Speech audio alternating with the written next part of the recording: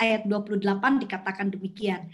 Karena iman, maka ia mengadakan Paskah dan pemercikan darah, supaya pembinasa anak-anak sulung jangan menyentuh mereka.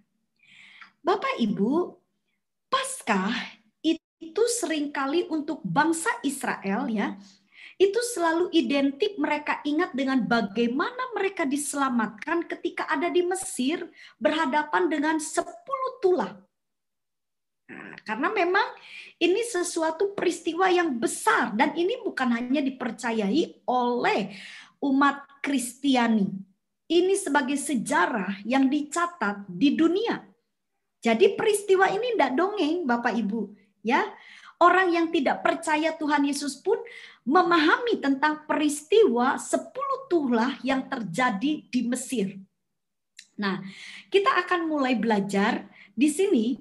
Paskah bagi bangsa Israel dimulai dari tulah yang terjadi di Mesir. Kalau Bapak Ibu dengan saya memperhatikan, kita lihat dulu ya ayatnya, yaitu di dalam Keluaran pasalnya yang ke-12, ayat 25 dan ayat yang ke-27.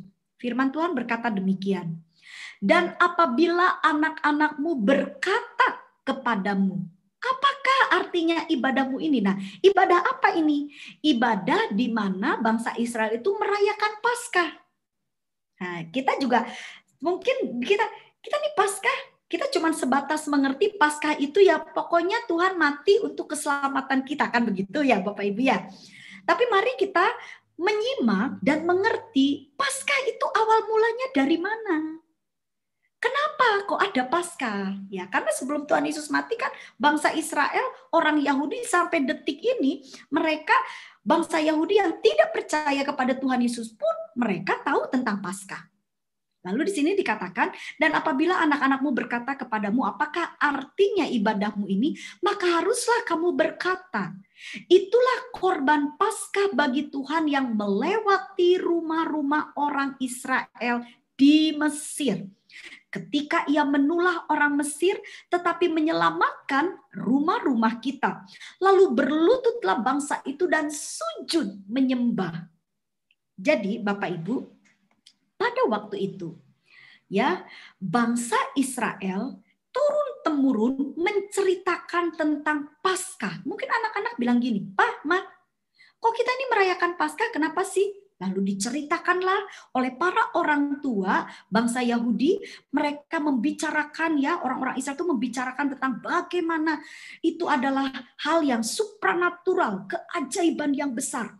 Di mana hanya dengan menoreh darah ya, mengoleskan darah di ambang pintu, mereka itu anak-anak sulungnya tidak mati. Tetapi pada saat itu bayangkan Bapak Ibu, di saat itu tanpa ada angin, tanpa ada penyakit terlebih dahulu, yang namanya anak sulung seketika mati semua di Mesir. Itu bukan 1-2 orang ya Bapak Ibu ya. Itu ratusan, itu banyak. Bayangkan kematian massal yang mereka tuh nggak ngerti penyakit apa ini, virus apa ini. Dan matinya itu nggak sakit dulu, langsung meninggal. Langsung meninggal. Kita saat ini aja dengan virus corona ya, kita melihat mungkin ada saudara kita, ada teman kita, ada orang yang kita kenal dalam waktu yang singkat, dalam seminggu, dalam 2 minggu, yang tadinya masuk rumah sakit sehat, 2 minggu kemudian kita dengar sudah meninggal dunia. Oh, itu rasanya mengagetkan ya, sampai seluruh dunia itu gentar. Coba Bapak Ibu bayangkan, pada waktu itu di Mesir, seluruh anak-anak sulung dalam sekejap mereka meninggal. Tetapi luar biasanya, nah ini yang harus kita ingat Bapak Ibu. Bangsa Israel yang mempercayai Allah Adonai, Allah Elohim. Ketika mereka taat kepada perintah Musa, ya, mereka disuruh menorehkan darah. Ayo, darah semua ambang pintu. Nah, kalau kita sekarang ini pemerintah suruh kita masuk ke rumah, ya. Ada perintah, masuk ke rumah, tidak boleh keliaran sembarangan. Kalaupun saudara mau keluar, harus jaga jarak, harus cuci tangan, ya, tidak boleh bersentuhan. Nah itu kalau perintah sekarang ya Bapak Ibu ya. Pada saat itu Musa juga memerintahkan seluruh bangsa Israel. Ayo cepat. Ya mereka harus menyembelih seekor hewan yang sudah ditentukan. Lalu darahnya mereka harus toreh di ambang-ambang pintu. Dan kalau Bapak Ibu renungkan, mungkin saat itu mereka mendengar tetangganya yang bukan orang percaya, mungkin yang menjerit anaknya meninggal langsung, yang di samping, yang di kanan, yang di kiri, pada menjerit, loh kenapa mati, kenapa mati. Tetapi bangsa Israel, orang-orang pilihan Tuhan, mereka tinggal di rumah. Lalu mereka mungkin mendengar teriakan-teriakan orang di luar. Kenapa mati? Tetapi mereka itu Bapak Ibu, mereka hanya berkata, Tuhan terima kasih. Saya mau bilang sama Bapak Ibu, ya, jika kita ada sampai hari ini, saudara harus percaya bahwa semua karena perlindungan Tuhan. Amin. Bapak Ibu, tetapi saudara-saudara kita yang meninggal terdahulu, yang mereka juga percaya Tuhan, bukan berarti mereka tidak dilindungi. Tapi memang semuanya Tuhan yang sudah atur. Dan kalau saya dengan saudara masih diberikan nafas oleh Tuhan, ingat, ini kepercayaan yang besar. Pelajari firman Tuhan dengan baik. Jadi Bapak Ibu, turun-temurun, Paskah itu diberitakan oleh para orang tua kepada anak-anak mereka, anak cucu dikasih tahu. Jadi Paskah itu adalah sesuatu yang menyelamatkan. Itu momen di mana Allah Adonai menyelamatkan umat pilihannya. Nah, sekarang Bapak Ibu, kita akan coba untuk menelaah, ya. Next, bisa dilihatkan? Oke. Mengapa Paskah untuk sebuah keselamatan selalu ada tanda darah? Ya. Kenapa? Ya, saya akan mengajak Bapak Ibu dengan waktu yang singkat ini, ada 4 peristiwa yang kita harus mengerti. Nah, dari 4 peristiwa ini, nanti saya dengan Bapak Ibu akan memahami, oh jadi gitu toh. Jadi kita itu merayakan Paskah begitu. Kan saudara kalau orang dunia tanya sama Bapak Ibu, tanya gini, kenapa kok Tuhanmu itu harus mati? Kok kenapa Tuhanmu itu harus menjelma menjadi manusia lalu mati di kayu salib? Apa nggak ada cara lain? Ya, Bapak Ibu, dari mana semua ini terjadi? Kita akan melihat yang pertama, kita akan lihat dulu di dalam Kejadian. Ini adalah awal langkah di mana ketika penciptaan dunia dan terjadinya kejatuhan manusia di dalam Kejadian pasal 2 ayat yang ke-17. Ya, saya baca buat Bapak Ibu. Tetapi pohon pengetahuan tentang yang baik dan yang jahat itu, janganlah kau makan buahnya. Perhatikan, sebab pada hari engkau memakannya, pastilah engkau mati. Jadi Bapak Ibu, kata-kata ini juga yang diambil oleh Rasul Paulus. Kita lihat ya, di dalam Roma, pasalnya yang ke-8. Jadi Rasul Paulus itu mempelajari hukum Taurat, mempelajari firman Tuhan dengan baik. Lalu muncullah, sebab upah dosa ialah maut. Mati secara daging ditambah dengan kebinasaan. Matinya setelah mati dia akan pergi kemana? Ke neraka. Itu yang pertama Bapak Ibu. Jadi kenapa harus ada tanda darah? Karena upah dosa ialah maut. Saya terjemahkan gini Bapak Ibu. Terjemahkan sudah gini. Nyawa harus diganti nyawa. Jadi kalau kamu melanggar aturan firman Tuhan, Tuhan katakan, pada waktu kamu melanggarnya, kamu akan mati. Jadi tanggungannya itu nyawa. Akibatnya itu kematian, nyawa Bapak Ibu. Nah, nyawa itu ada di mana? Di darah kita. Selama kita punya darah, Bapak Ibu ya, nafas yang diberikan oleh Tuhan itu bekerja sama, itu ada di darah kita ini. Kalau manusia udah kehabisan darah, apa yang terjadi? Yang meninggal dunia. Nyawa Bapak Ibu. Jadi itu sudah patokan dasar. Ya, jadi Bapak Ibu kalau ditanya lagi, kenapa kok harus pakai darah? Apalagi kalau orang seberang. Kalau kita bilang gini, karena nyawa harus diganti nyawa. Karena mereka punya hukum begini, gigi ganti gigi, mata ganti mata. Itu sebenarnya hukum diambil dari Taurat. Bapak Ibu. Taurat itu seperti itu. Kamu melanggar gigi, ya ganti gigi. Nah ini kan dari turun-temurun tuh Bapak Ibu. Dari awalnya di Taman Eden. Nah, ini adalah yang pertama dasarnya. Terus Bapak Ibu, bayangan tanda darah, jadi ini gambaran-gambaran setelah terjadinya di Taman Eden supaya manusia itu diteguhkan. Lalu Tuhan itu memberikan atau mengizinkan beberapa peristiwa terjadi sebelum akhirnya ending goal settingnya itu di Tuhan Yesus. Peristiwa yang kedua, Bapak Ibu lihat di korban Habel. Nah ini supaya Bapak Ibu memahami firman Tuhan dengan baik ya. Ada banyak orang tanya begini, kenapa korbannya Habel itu diterima oleh Allah sedangkan Kain itu ditolak? Banyak orang yang mulai membaca gini, loh soalnya ayatnya jelas sekali, Habel itu memberikannya tuh sepenuhnya, kata gitu ya.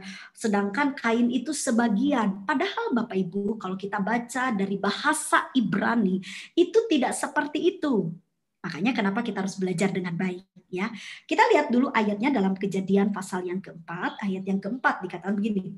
Habel juga mempersembahkan korban persembahan dari anak sulung kambing dombanya, yakni lemak-lemaknya, maka Tuhan mengindahkan Habel dan korban persembahannya itu. Kalau Bapak Ibu cerita tentang Habel dan Kain dengan orang Israel asli, maka mereka akan memiliki sebuah pemikiran yang berbeda dengan kita. Kalau sepertinya kita membaca ayat ini, kita bilang begini, soalnya Habel itu ngasihnya tuh sepenuhnya anak sulung loh. Jadi itu sesuatu yang paling utama. Kalau Kain kan sebagian, ayat itu jelas cuma sebagian. Tapi sebenarnya bukan itu masalahnya. Karena dalam korban Habel ada darah. Jadi Bapak Ibu, ini sebuah peristiwa yang besar yang harus kita mengerti dengan baik. Jadi kenapa korban Habel itu diterima oleh Allah? Karena ada darah. Loh kok bisa?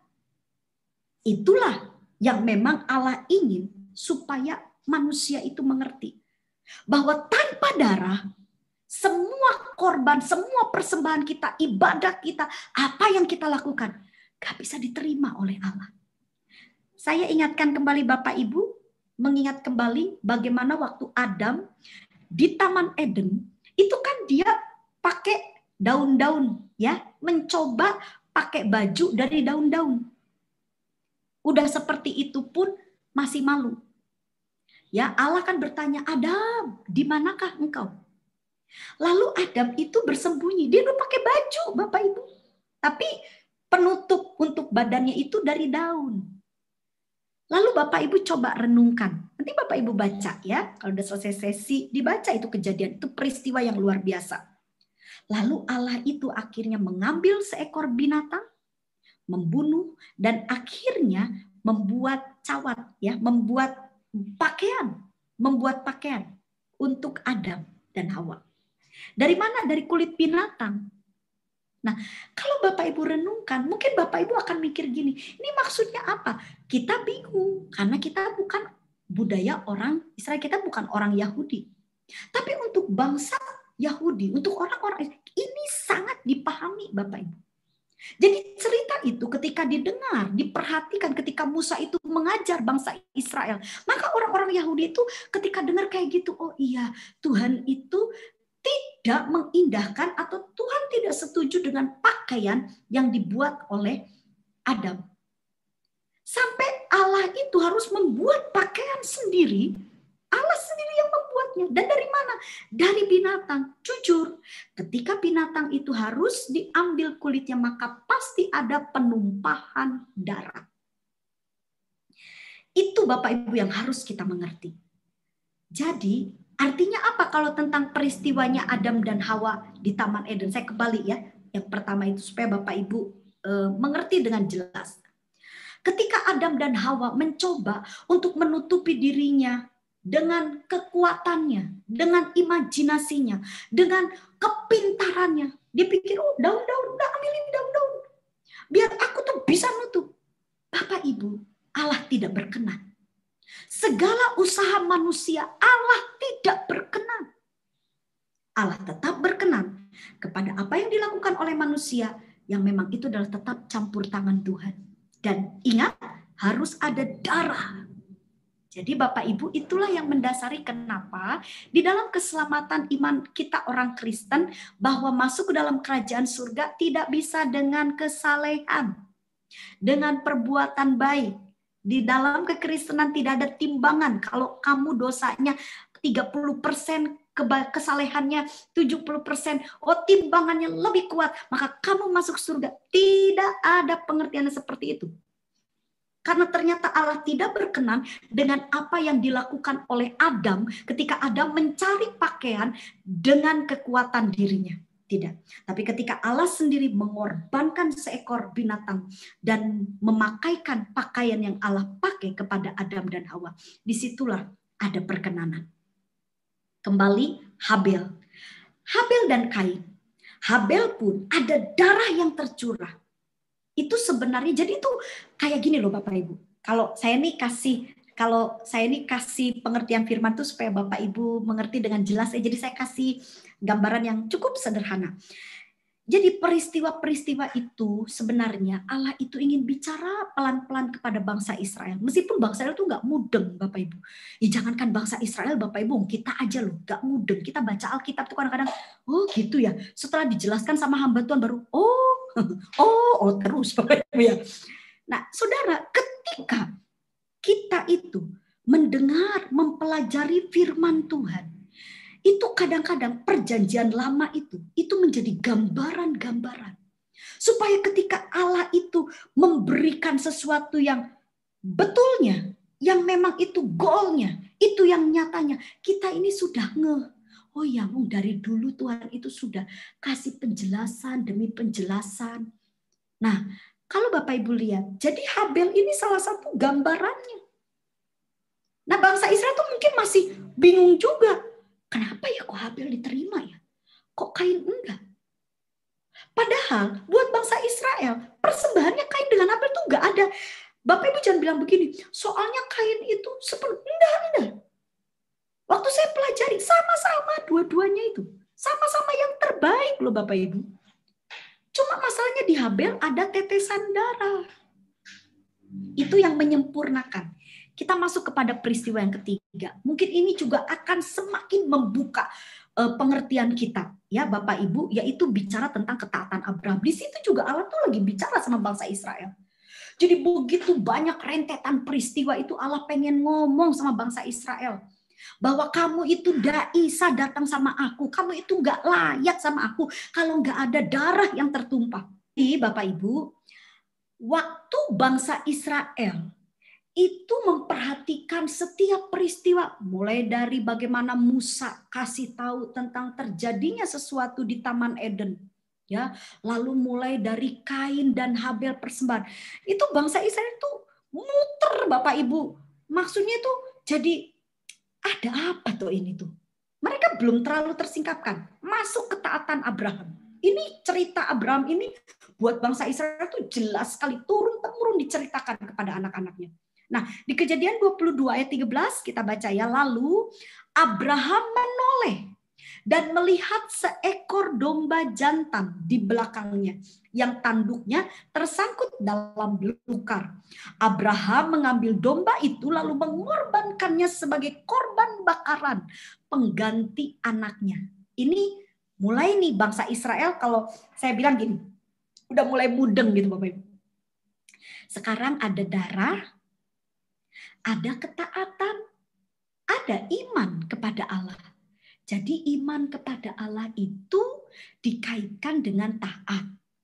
Tapi ketaatannya kok masih tetap nyambung, ada darah lagi. Ya, yaitu ya Heski bisa tampilkan pembebasan Israel. Perlihatkan ayatnya, ya ayatnya di mana? Keluaran 12 ayat 13. Dikatakan begini, dan darah itu menjadi tanda bagimu pada rumah-rumah di mana kamu tinggal. Apabila aku melihat darah itu, maka aku akan lewat daripada kamu. Jadi tidak akan ada tulah kemusnahan di tengah-tengah kamu apabila aku menghukum tanah Mesir. Mulai bangsa Israel itu mulai ngeh Bapak Ibu. Sedikit mereka itu meskipun sampai sekarang bangsa Yahudi, bangsa Israel tidak semuanya itu jelas. Karena ternyata sebagian bangsa Israel sampai sekarang orang-orang Yahudi tidak mempercayai Tuhan Yesus. Mereka percaya mulai dari pemberitaan pewahyuan dari Musa tentang Taman Eden. Mereka percaya. Mereka percaya tentang Habel dan Kain. Mereka percaya dan mempelajari. Karena buat mereka ini peristiwa-peristiwa yang aneh gitu Bapak Ibu. Kenapa harus berkaitan dengan darah? Gitu loh. Mulai dari Taman Eden. Wah, kok Allah tidak menerima pakaiannya Adam dan Hawa? Mulai dari Kain. Loh, Kain dan Habel. Kok cuma Habel yang diterima? Itu orang Israel itu betul-betul belajar keras Bapak Ibu. Mereka meneliti. Mulai masuk lagi kepada Abraham. Kok Abraham kok disuruh mempersembahkan anaknya ya? Meskipun akhirnya ada korban darah lagi. Jadi mereka itu ada seperti benang merah yang mereka itu kalau mereka pelajari, ada satu yang selalu hadir. Apa itu? Darah. Dan mereka ketika mempelajari pembebasan bangsa Israel di tanah Mesir itu, tambah-tambah mereka itu mulai agak sedikit, orang bilang gini, kayak seperti disingkapkan. Berarti darah itu menyelamatkan. Darah itu membebaskan kita. Itu dari murka Tuhan. Malam ini kita lihat dari sini bangsa Israel udah mulai paham. Oh iya, jadi kalau aku harus selamat itu harus ada tanda darah. Harus ada darah. Inilah yang menjadi ritual. Ini yang menjadi liturgis ibadah bangsa Israel ya. Jadi kesimpulannya, next bisa dilihatkan. Kenapa sih harus ada tanda darah? Nah, ini Taurat Bapak Ibu. Taurat itu mencanangkan sesuatu ada di Imamat 17 ayat 11. Jadi ini Taurat Tuhan yang dicanangkan. Karena nyawa makhluk ada di dalam darahnya. Dan aku telah memberikan darah itu kepadamu di atas mezbah untuk mengadakan perdamaian bagi nyawamu. Karena darah mengadakan perdamaian dengan perantaraan nyawa. Jadi ini adalah ketetapannya Tuhan, tidak bisa didiskon, tidak bisa dirubah. Kalau kepengen selamat harus ada darah yang dicurahkan. Nah, Ibrani 9 ini Rasul Paulus kasih penekanan lagi. Dan hampir segala sesuatu disucikan menurut hukum Taurat dengan darah. Dan tanpa penumpahan darah tidak ada pengampunan. Jadi dari perjanjian lama sampai perjanjian baru, ini ketetapan Tuhan kayak seperti ditancepin. Jadi udah gak bisa. Kalau saya dengan saudara mau selamat, siapapun orang kepengen masuk surga, tetap harus ada darah. Dan Bapak Ibu, kita bersyukur ya. Jadi hari ini penekanannya kita bersyukur karena apa? Karena kita nggak perlu lagi beli beli sapi, beli apa, datang ke gereja, kasih gembala kita untuk ditumpahkan darah, terus kita tuh bisa diterima sama Tuhan. Aduh, kita udah nggak perlu gitu lagi. Kenapa? Karena Tuhan sudah menyempurnakan semua korban dan darah yang dicurahkan adalah darah yang kudus, darah yang suci. Hanya dengan kita percaya itu apa? Taat ambil Tuhan Yesus, dengar-dengaran sama perintahnya. Maka saya dengan Bapak Ibu dilayakan, kita betul-betul layak. Kita berhadapan dengan Allah kalau doa-doa kita didengar Bapak Ibu. Amin.